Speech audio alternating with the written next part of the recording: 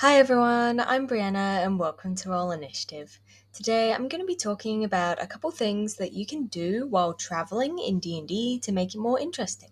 So, let's get started.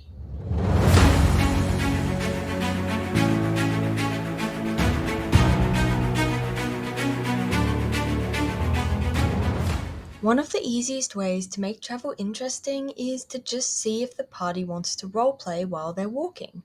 And a really easy way that you can do that is to ask what their marching order is, who they're walking with, and then ask if anyone's talking. That way, everyone might just start talking to those around them, and they can have some really interesting conversation while they travel. You can also ask if the players have any sort of tics or anything that their characters would be doing while they're traveling. These sorts of things are pretty much just to add a highlight to traveling. You don't have to play through the whole travel time. It's mainly to show what the party's doing as they're traveling and to give your party a little bit of a break and give them some time to roleplay before they reach their destination. I think a lot of people find that random encounters while traveling are rather annoying and not particularly interesting. They don't really have a relevance to the story, and they're pretty much just filler to spend more time traveling, and I don't think that is particularly helpful to the story. But there's also plenty of people who use random encounters that would probably disagree with me on this. But I do think random encounters have a place in the game. I just don't think they're used quite right and that they might be too random.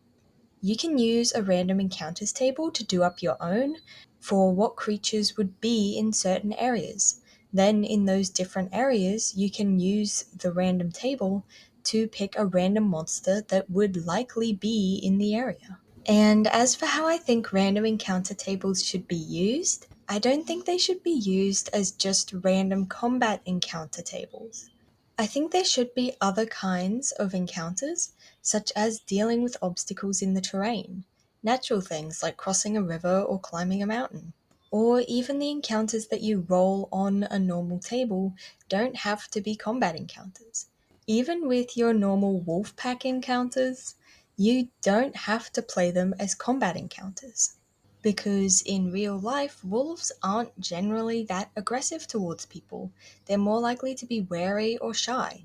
They're only likely to attack if they're starving or something's wrong or chasing them. So you could turn that into maybe even a small side quest where they go to figure out what happened and you find clues that maybe even tie into the main plot. So, overall, I think travel can be a really interesting part of the game, and you can play it many, many different ways.